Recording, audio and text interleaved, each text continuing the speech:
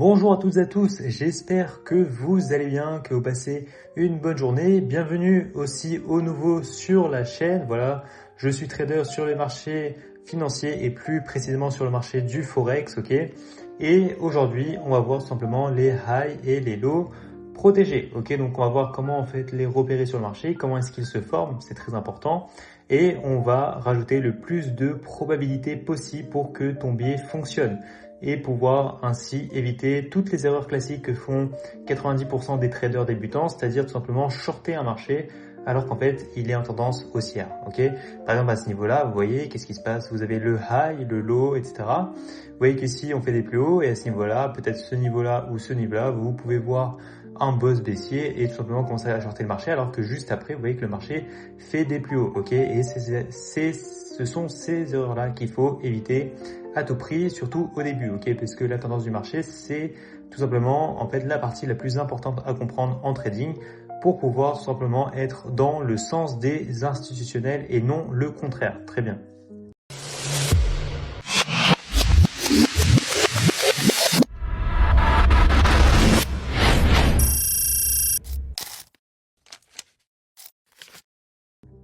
Donc, qu'est-ce qu'on va voir au long de cette vidéo? On va regarder les highs et les lows, ok, donc un high, pour rappel, c'est un niveau où le prix a formé une mèche ou une bougie au-dessus d'une zone de liquidité, attirant ainsi, donc liquidant, excusez-moi, les stops des acheteurs et signalant ainsi un biais baissier. Ok, excusez-moi pour la lecture, ça a mal été formulé ici, mais tout simplement un high et un low, qu'est-ce que c'est? Ce sont tout simplement ces niveaux-là de structure. Ici, vous avez le high, le low, ça c'est le low à high, ok. Donc je vous invite à aller voir l'ancienne vidéo si vous n'avez pas vu encore comment fonctionnent les highs, les lows ainsi que les BOS surtout, ok.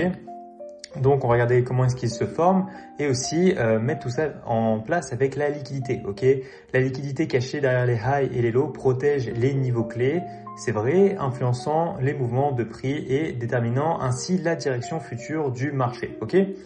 Donc, qu'est-ce que c'est qu'un high? Ok, un high protégé, en fait, qui est réellement protégé, c'est tout simplement un high est considéré comme protégé lorsqu'il est formé avec une mèche au-dessus d'un niveau de liquidité, attirant ainsi les stops, ok, des acheteurs et maintenant un biais baissier, ok. Donc ici, par exemple, c'est un exemple typique, ok. Qu'est-ce que vous pouvez observer à ce niveau-là? Comment ici on sait que c'est le high protégé? Parce que tout simplement ici, il y a eu une création de liquidité, ok, ce qu'on va appeler, ok, des EQH, ok, donc des equal high à ce niveau-là, parce que ici vous pouvez voir qu'il y a une touche, deux touches et pratiquement trois touches, ok, donc ça peut faire office tout simplement d'une zone de résistance à ce niveau-là, et vous voyez que le biais vient liquider tout le monde via cette mèche-là, ok, puisque pour rappel, ceci, ce sont les corps des bougies et tout ce que vous voyez, les pics à ce niveau-là, ok, ce sont des mèches. Donc à ce niveau-là, qu'est-ce qui va se passer? La smart money va liquider tout le monde via cette énorme mèche à ce niveau-là. Comme les gens sont en short, ok, la demon money va libérer tout simplement des achats et ainsi la smart money va pouvoir injecter ses ordres à ce niveau-là et c'est pour ça que le prix fait des plus bas. Vous pouvez observer aussi le même phénomène à ce niveau-là, prise de liquidité de cette mèche par celle-ci et ensuite le prix fait des plus bas, ok, et c'est toujours comme ça et c'est comme ceci qu'on améliore la probabilité qu'un high soit réellement protégé. D'ailleurs, celui-là a été protégé, ok. Donc inversement, qu'est-ce que c'est qu'un lot protégé? C'est tout simplement l'inverse, ok. Un lot est considéré comme protégé lorsqu'il a attrapé la liquidité sous un niveau clé, ok. Cela attire les stops des vendeurs et maintient un biais haussier tant qu'il n'est pas cassé, ok. Ici, qu'est-ce que c'est que la logique? Tout simplement, vous voyez, vous êtes dans une structure, ok. Et le piège ici, c'est de penser que ici, c'est le lot protégé à ce niveau-là ou celui-là. Et en fait, vous voyez qu'il va se faire liquider. Et si vous pensez qu'ici, c'est un BOS baissier, après, vous allez shorter la tendance à ce niveau-là. Et vous voyez que vous êtes tout le temps à contresens. Et comment est-ce qu'on sait ça? Tout simplement, à ce niveau-là, c'est le vrai boss aussi à ce niveau-là. Là, il n'y a pas de lot protégé. Le vrai lot protégé va se trouver en réalité à ce niveau-là qu'on va pouvoir affiner à ce niveau-là. Et ici, vous avez tout simplement une prise de liquidité. Donc, même chose. Ici, il y a énormément de shorts libérés par la demon money et donc des achats injectés par la smart money. Et c'est pour ça que le prix monte tout simplement. Ok? Très bien. Donc, la liquidité et sa formation. Ok? Il faut faire attention à la liquidité et c'est un point très important de la vidéo. Il ne faut surtout pas oublier de prendre en compte la liquidité. Encore une fois, les highs et les lows qui sont protégés sont en réalité des pièges à liquidité et les institutions manipulent les prix pour récupérer la contrepartie dont elles ont besoin afin d'injecter leurs ordres. Ok, j'aime pas forcément le mot manipuler parce que ça a l'air mauvais, mais en fait elles sont obligées de faire cela. Ok, c'est pas forcément une manipulation, c'est tout simplement ils ont besoin d'avoir des achats et pour cela ils vont avoir besoin de ventes. Ok, et pour cela ils vont liquider des personnes pour récupérer les ventes dont elles ont besoin pour pouvoir injecter leur achat. Ok. Voici le schéma de manipulation. Ok, ces schémas montrent comment la dumb money, ok, se font sortir, puis le marché inverse sa direction pour profiter des liquidités collectées, validant ainsi le biais directionnel. Ok, et vraiment c'est dangereux de shorter en fait un marché lorsqu'en réalité il est en tendance haussière. Ok, c'est très dangereux. Ok, parce que vous serez constamment à contre-tendance. Et encore une fois, la tendance du marché, ok, ce qu'on va appeler l'order flow, c'est tout simplement, ok, on peut faire une analogie avec une rivière et si vous êtes dans le même sens de la rivière, bah forcément vos trades iront chercher les TP bien plus facilement. Ok, à ce niveau-là, qu'est-ce qu'on peut observer? Très bien, on est dans une tendance baissière, on va pouvoir repérer les BOS baissiers à ce niveau-là, cassure de structure à ce niveau-là, etc. Mais ne surtout pas penser que ce high-là est protégé ou celui-là est protégé, étant donné qu'il va se faire casser à ce niveau-là. Pourquoi? Parce que là, excusez-moi, j'ai été coupé. Je disais du coup que c'est très dangereux de penser qu'à ce niveau-là, on a un BOS aussi à ce niveau-là ou à ce niveau-là, ok? Parce qu'en réalité, la tendance n'a pas encore shifté. Pourquoi? Parce qu'à ce niveau-là, vous pouvez observer une trendline baissière, ok? Avec beaucoup de touches, une touche, deux touches, trois touches, quatre touches, potentiellement cinq touches, six touches, sept touches, ok? Donc à ce niveau-là, tout le monde voit la trendline baissière, ok? Toute la monnaie la voit et donc vont se placer massivement à ce niveau-là. Et qu'est-ce qui va se passer? Bah tout simplement, les personnes vont tous se faire liquider à ce niveau-là par ce point jaune, par cette mèche à ce niveau-là, ok, cette bougie-là et cette mèche-là, et donc ça va sortir tout le monde. Pareil à ce niveau-là, vous pouvez voir une trendline haussière avec une touche, deux touches, trois touches à ce niveau-là. La money, ok, donc toutes les personnes qui traînent les supports, résistances, les trendlines, etc., les biseaux ascendants, etc., vont se faire liquider à ce niveau-là, et vous voyez que ensuite, ici, c'est là où la smart money injecte énormément d'ordre à l'achat pour pouvoir venir faire pousser le prix, ok? Donc vous placez en short à ce niveau-là, certes, ok, on est baissier, vous êtes bien, vous avez raison, mais vous n'êtes pas au niveau du high protégé qui se trouvait réellement à ce niveau-là. Pareil à ce niveau-là, désormais c'est le réel low protégé, puisque ici on a réellement une cassure de structure franche avec un BOS, ok? Très bien. Donc, il faut en fait mettre en confluence, ok, le biais avec la liquidité et les BOS, ok. Ça, c'est le but final, ok. Il faut d'abord identifier le high, ok. Donc, pour définir clairement votre biais, commencez par identifier un high ou un low protégé. Cela vous permettra de comprendre la direction du mouvement de prix. Mais attention, et c'est là où est toute la différence, il faut mettre en confluence ça avec la liquidité. Encore une fois, la liquidité collectée après l'inversion des niveaux protégés constitue le carburant de votre prochain mouvement. Donc attendez toujours la confirmation d'un BOS avant de rentrer sur le marché. Ok, encore une fois, ce high n'était pas vraiment protégé ou celui-là non plus. Pourquoi? Parce qu'il y a de la liquidité à ce niveau-là. Ok, donc si vous placez comme ceci, en fait, globalement, vous allez vous placer exactement comme la money et vous allez vous faire liquider. Ok, très bien. Donc on va voir tout simplement des exemples sur l'euro USD, ok, et on va essayer de chercher des exemples. Très bien, donc nous sommes désormais sur l'euro USD en 4 heures ici et on va tout simplement essayer de définir ce biais à ce niveau-là. Ok, donc la première chose qu'on va observer, encore une fois, c'est la tendance. Ok, excusez-moi, je vais juste faire ça.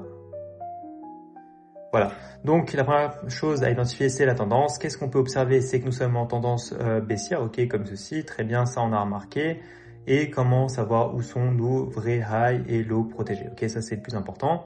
Et bah écoutez, premièrement, ok, on va mettre les zones de BOS. À ce niveau-là, voilà, vous avez un BOS baissier net, magnifique, comme ceci. Voilà, ok, donc là vous avez le BOS. Maintenant, où se trouve le high? Ok, est-ce que le vrai high protégé se trouve à ce niveau-là?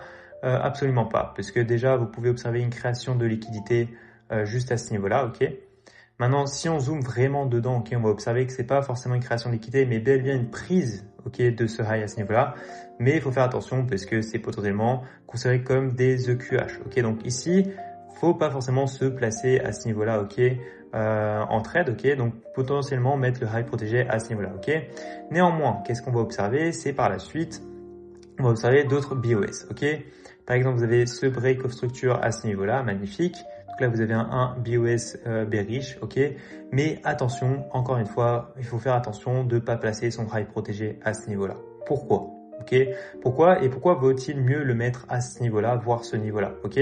Mais et bah, tout simplement parce que certes, il y a un BOS à ce niveau-là, mais c'est pas le high protégé. Pourquoi? Parce que on peut observer la création d'une potentielle, ok, zone de résistance à ce niveau-là avec une touche, deux touches, trois touches, quatre touches, cinq touches, six touches, ok, magnifique. Et qu'est-ce que le marché vient faire? Eh bien, il va liquider tout le monde, ok, à ce niveau-là. Et donc, surtout pas penser que ceci est un BOS aussi, ok. Ça, c'est vraiment l'erreur, ok.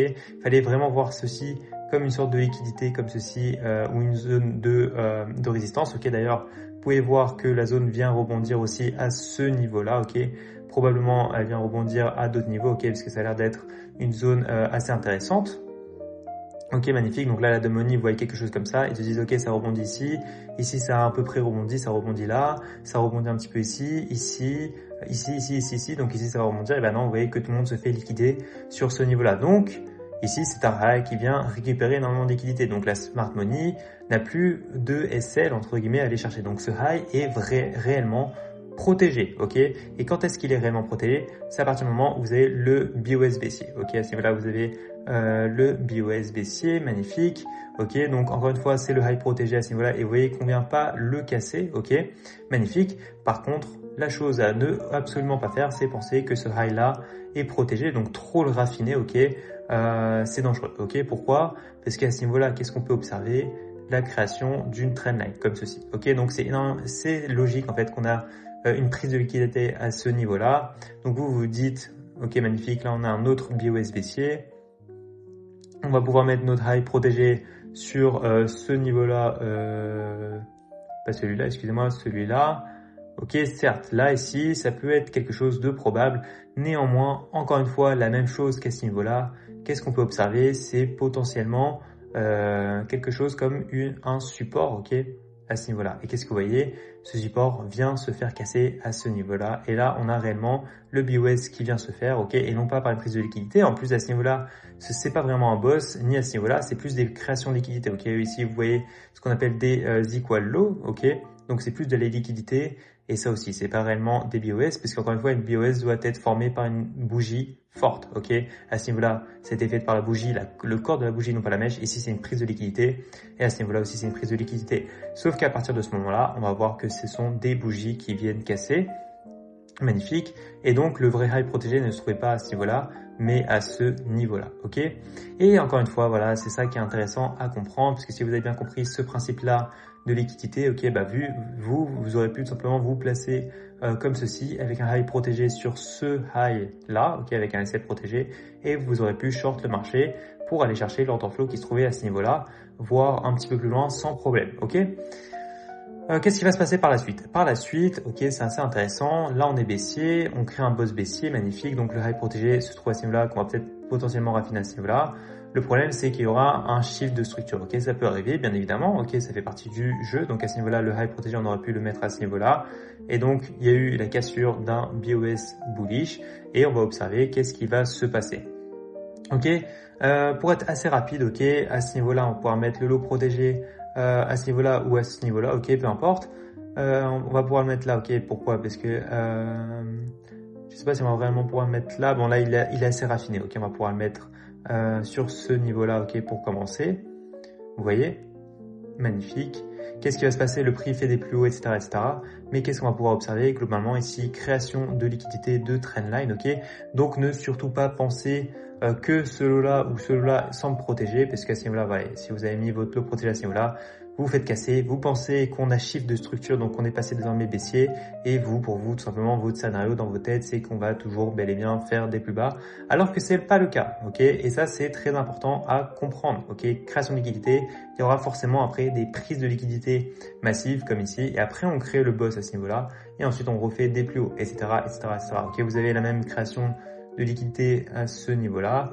Ici, prise de liquidité, on peut faire des plus hauts, mais on va pas en faire, donc à ce niveau-là, comme on ne vient pas chercher l'order flow et qu'on crée un BOS sur ce niveau-là, on peut s'attendre à potentiellement des plus bas, mais toujours confirmer ça par un deuxième BOS à ce niveau-là, ok, etc., etc. Ok, donc voilà, donc j'espère que ces exemples-là ont permis de vous rendre compte tout simplement de l'importance, ok, de la liquidité, ok, donc de mettre en confluence la liquidité avec la structure de marché, et on repasse sur le Canva. Magnifique, donc globalement, il faut retenir ces 4 règles suivantes. Premièrement, regarder la formation des highs et des lows, voir s'il y a eu des prises de liquidité au préalable, c'est extrêmement important. Deuxième règle, toujours confirmer cela avec un BOS, donc un break of structure, dans la direction du biais pour valider l'entrée et maximiser tout simplement ses chances de succès. Et il faut aussi regarder la profondeur du retracement. Ça c'est extrêmement important. Ceci fera l'objet d'une prochaine vidéo. On regardera l'outil Fibonacci pour tout simplement la profondeur des retracements. La règle numéro 3 qu'on n'a pas encore vue, c'est la fractalité du marché. Donc ça, va être la prochaine vidéo juste après celle-là. On va voir que la higher time frame est plus importante que la lower time frame. Et on va devoir switcher entre les différentes time frames. Et la dernière règle, c'est pour améliorer son scénario, c'est les corrélations. Ça fera aussi l'objet d'une vidéo. Donc premièrement, entraînez-vous sur la formation des high et des low, des BOS et de la liquidité. C'est extrêmement important. Voilà, donc c'est la fin de cette vidéo. J'espère que vous avez aimé. Si vous avez aimé, n'hésitez pas à liker, commenter et à vous abonner. Ça fait extrêmement plaisir à la chaîne. Au revoir.